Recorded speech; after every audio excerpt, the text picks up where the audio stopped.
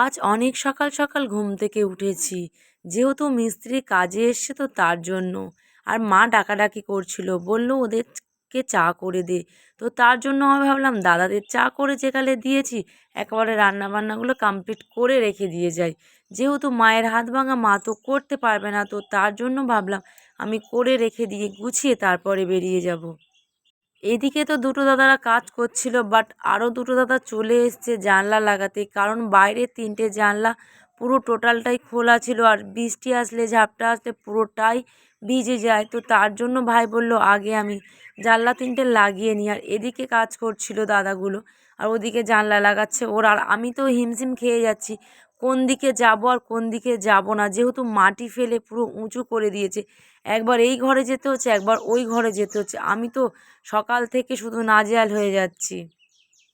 আর আমিও বেরোবো, একটু ওই বাড়িতে যাব, তো তার জন্য হুড়োহুড়ি করছি। এদিকে তো আমি পুরো মাথা আমার খারাপ হয়ে যাচ্ছে, কারণ এদিকে রান্নাবান্না করে কমপ্লিট করছি, এদিকে দাদাদের চা দিচ্ছি, আবার এদিকে দাদারা জানলা লাগাতে এসছে।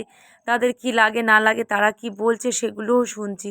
বাট ভাই ঘরে ছিল, যেহেতু ভাই উঠে গিয়েছে বলে আমি ভাবলাম ঠিক আছে তুই এই দিকটা দেখে নে, আর আমি রান্নাবান্নাগুলো গুছিয়ে কমপ্লিট করে রেখে দিয়ে যাচ্ছি। আর মাকে বললাম যেহেতু মিস্ত্রিরা কাজ করছে, ওদেরকে তো ভাত দিতে হয় দুপুরবেলা, তো তার জন্য ওদের জন্যও রান্না করেছি।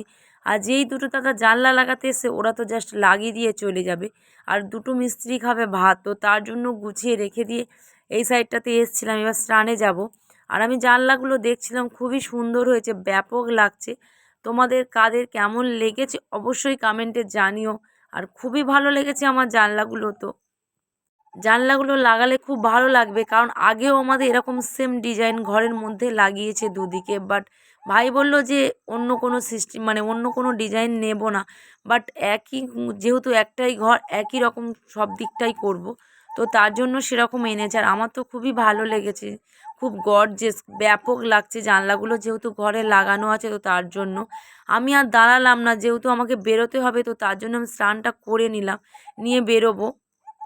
মেয়েকে কখন থেকে বলছি রেডি হতে, ও তো ঘুরে বেড়াচ্ছে, কারণ আমি এত কাজ করেও আমি তাড়াতাড়ি করে কমপ্লিট করে নিয়েছি নিজে।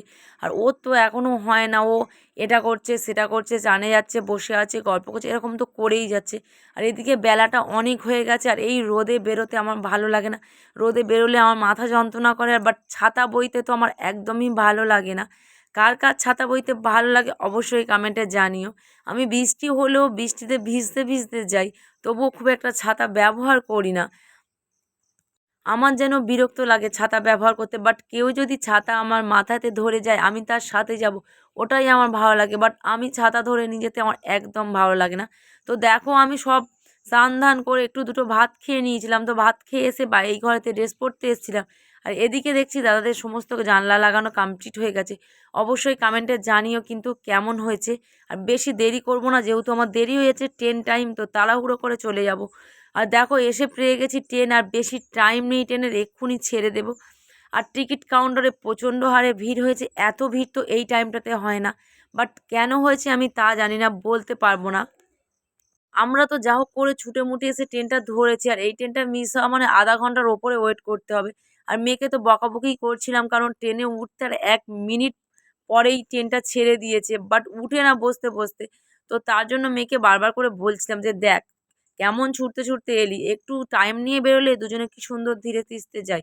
ও বলছে আমার এই হয়নি তাই হয়নি বলে বকেই যাচ্ছে। আমরা ঠিক আছে বাদ দে, বাড়ি থেকে ভাত খেয়ে এসেছে তার সত্ত্বেও হয়নি, ও ট্রেনে উঠে ওকে চিপস কিনে দিতে হবে, লজেন কিনে দিতে হবে, এরকম বায়না সবসময়ই করে।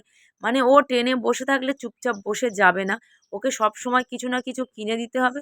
ও মুখ চালিয়ে চালিয়ে বক বক করতে করতে বসে বসে খাবে আর বাট যাবে আমার সাথে। আর এখানে এসে দেখছি দেখো বৃষ্টি হচ্ছে।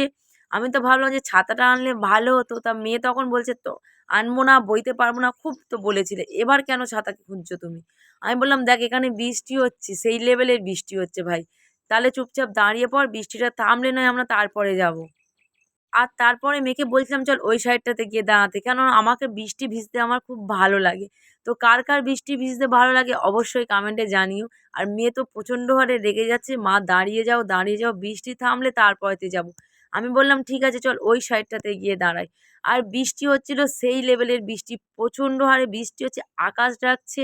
আর এদিকে তো দাঁড়ানোর জায়গা নেই, যেহেতু একটা দোকানে আমি মেয়েকে নিয়ে একটু সাইডেভাবে দাঁড়িয়েছিলাম, বাট বৃষ্টি তো প্রচণ্ড হারে হচ্ছে। মেয়ে বলছিল প্ল্যাটফর্মে দাঁড়ালেই ভালো করতে, মা বেকার কেন এই সাইডটাতে আসতে গেলে। আমি ভাবলাম বৃষ্টিটা থেমে যাবে, তো তার জন্য বললাম চল স্টেশনটা পার হয়ে যাই, বাট এত জোরে বৃষ্টি আসবে আমি তো ভাবতে পারিনি। সেই লেভেলের বৃষ্টি হচ্ছে, আর চল আমরা বৃষ্টিতে ভিজতে ভিজতে যাই। ও বলছে না মা বৃষ্টিতে ভিজবো না, যেহেতু জামা কাপড় রয়েছে সমস্ত ভিজে যাবে আর আমার শরীর খারাপ করবে। তো তার জন্য আমি ভাবলাম ঠিক আছে দাঁড়িয়ে থাক। 1 থেকে 2 ঘন্টা আমরা দাঁড়িয়েছিলাম, বাট সেই লেভেলের বৃষ্টি হয়ে গিয়েছে। তারপরে আমরা এসছি, কারণ যেহেতু মানির বাবা বাড়িতে ছিল না, ও আনতে আসতে পারেনি, ও অনেকটা দূরে কাজে গিয়েছিল। তো তার জন্য আমরা 2-3 ঘন্টা ধরে ওয়েট করার পরে আবার বাজারে এসেও দাঁড়িয়েছিলাম। তারপর ফাইনালি বাড়ি ঢুকলাম, আর মেয়ে তো পুরো ভিজে গিয়েছে, তার সাথে আমিও টোটালি ভিজে গিয়েছি।